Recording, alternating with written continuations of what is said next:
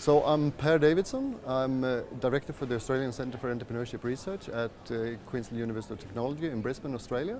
I'm also Professor of Entrepreneurship at Jönköping International Business School in Jönköping, Sweden. This paper came about because opportunity had become such a central construct in entrepreneurship research. And there was, that has achieved, I think, a couple of important things. It was Shane and Venkataraman who emphasized that when we look at this on the micro level, it's not just about the individual, it's also about that thing that they're working on, the qualities of the opportunity, as they call it. So that helped refocus away from an exaggerated interest in the individual solely.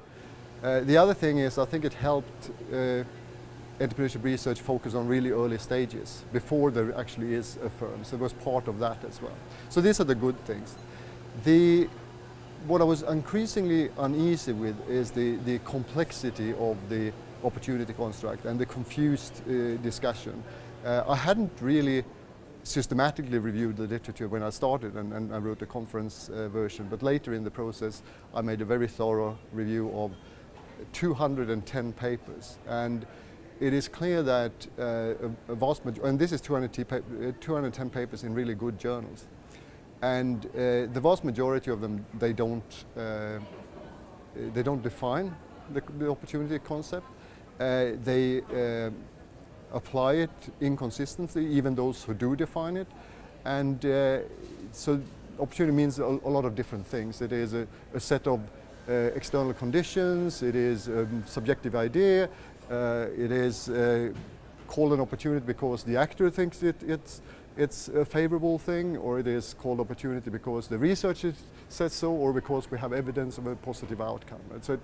And the fact that even the most prominent contributors to this stream are not able to use the concept in a consistent manner suggests that this is not because they're stupid or sloppy, it is because of some inherent problem with the concept itself. I first started the style I do with my own thinking, right? And what I knew from casual reading or occasional reading of the literature, pointing out the complexity of the construct. But then I analyzed it very carefully, and my own thinking developed, and I realized that maybe firstly, it is for the purpose of micro-level process theorizing, it is the wrong concept, because it is only at the end of the process and in successful cases that we know that what they were working on was actually an opportunity. So we need some other label for this uncertain early stage entity that entrepreneurs are working on. And we also need a concept that includes those things that they screen out, right? So we have to have some explanation why people act on that entity or not, and then we can't call them opportunity to start with. It's also an unnecessary concept because in those successful cases when we know that there was an opportunity in a sense, then we have more tangible labels for that. We have the creation of a new successful venture on the micro level, or if we have the aggregate level, we say they have created a new market or a new market niche or a new product category or a new organizational form. So we already have concepts for that. We don't have to take the detour via opportunity. And I think one of the root problems is that opportunity by necessity, by any definition, consists both of contents and favorability. If there's no favorability, we don't have any need for that label. So we have contents, and we can agree on the contents, but we can disagree on the favorability of the contents. Right? And the contents can be either a subjective idea, or it can be a set of external conditions. And these are very, very different things, right? Because you can take the same idea for a new venture and put it in different environments, and then of course the external conditions are very different then. So we have this, the contents and the favorability. And the favorability may be objective favorability, if we want to believe in such a thing, that there are a set of external circumstances that make something viable. There is also subjective favorability, that I think that this will fly. Of course, another actor may think that this is not something that will fly, and if you're the investor and I'm the entrepreneur, we have different evaluations of this entity, and it becomes awkward if the researcher calls it an opportunity. All these three things, the contents, the objective favorability and the subjective favorability, can change over time, and as a result we have failures and we have abandoned projects. So it becomes ineffective to try to make theoretical and empirical progress if we try to put all those things into the opportunity label, and it's a confused discussion. So what I do in the paper, in the latter part of the paper, after reviewing and critiquing, I suggest that we acknowledge the importance of external reality by focusing on external enablers. External enablers are things like new technology, regulatory change, socioeconomic change, and so forth. Aggregate level things that we know can trigger and give room to new economic activities. They are not the full set of conditions that makes an individual venture fly, but it's a very reasonable assumption that when you have a change like this, some people will try some new things and some of them will be successful. So that's external enablers.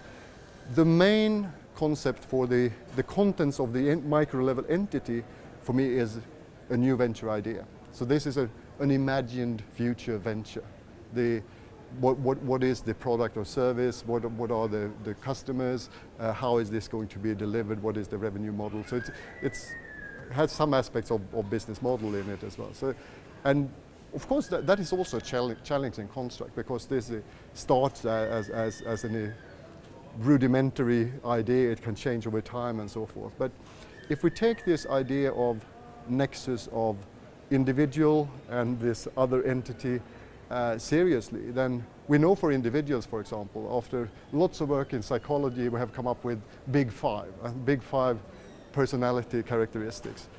I think it would be good if we had good, strong concepts to describe venture ideas that cover a lot of cases, and where we could say something about how they affect success chances in particular types of environments and for particular types of actors. So we can say something about, well, this is maybe a novice shouldn't go for that kind of idea.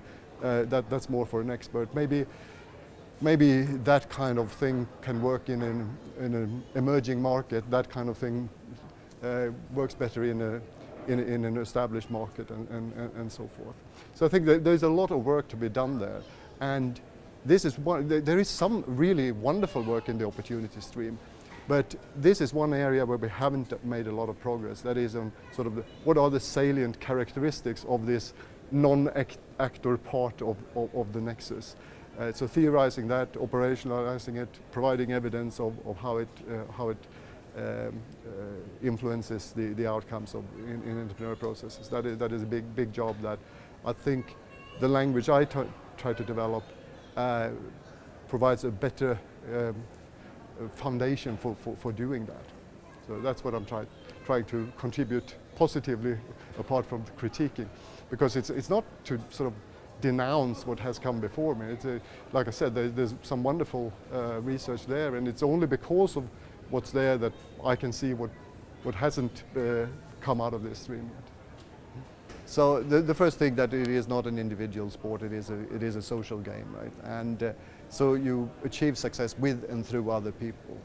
You can get somewhere just relying on yourself, but to really develop the full potential of a venture, you absolutely have to use the competence, identify, cultivate, and use the competence of other people. And that can be employees, customers, board members, quasi-board members, informal or formal consultants, including contacts with people who are different from you, who have different perspective, who have different kind of knowledge.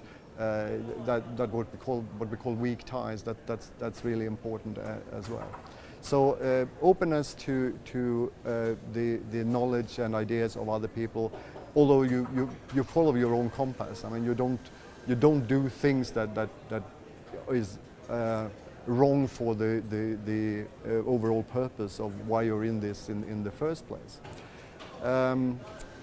Next thing I would say is not to lock things in too early in the process, to engage in elaborate planning and sort of building an imagined future in too much detail. You subject those early ideas to a market test or test with other people as early as possible, so that you make some adaptations and additions and deductions from the original concept. This said, at some point you can't keep on playing forever, or as engineers tend to do, have the internal perfection of this fantastic product. So at some time you have to sort of say that, well, this is not perfect, but it's good enough. So we can start be a regular participant in the market on this basis. And there's research evidence for this as well. You probably need to have some kind of overall goal, because we know that the goal-directed behavior, for most people this is effective.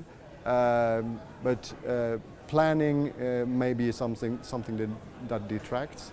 The most recent research I've been involved with regarding planning suggests that we can't say it is overall positive or negative, but if you plan, you should do it seriously and you should revise your plans. So a formal written plan rather than an informal plan, and revise it regularly. If planning is the thing for you to do, then that is the way to do it. Related to what I said already, sort of try to generate income from the market early on. Don't get into a culture of successful rounds of funding, and the resources always comes from investors rather than from people who wants to buy what you get. This is a bit different depending on what kind of product it is, but even those who are developing some technological product, it may be a good thing that if they bring in money from consulting or something other than the intended main product early in the process, to establish a sound culture in this startup to generate income from the market. Also to be frugal with cost. You don't start with a black BMW or a business class flight or 5-star hotel, so that you're really frugal in those early stages. Apple was, Google was, and there's many stories like that. Boo.com was not, and they generated 1% of the projected income they wanted.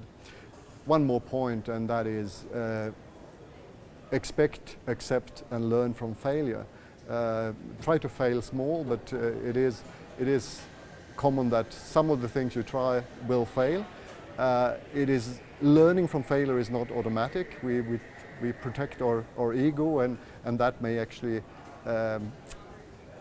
be something that leads to learning less than we should. So in analyzing the failure, focus on your role in the failure, and especially those things that you could do something about. What can you do differently next time? That is the right thing to focus on in terms of actually learning something, and not become too demotivated.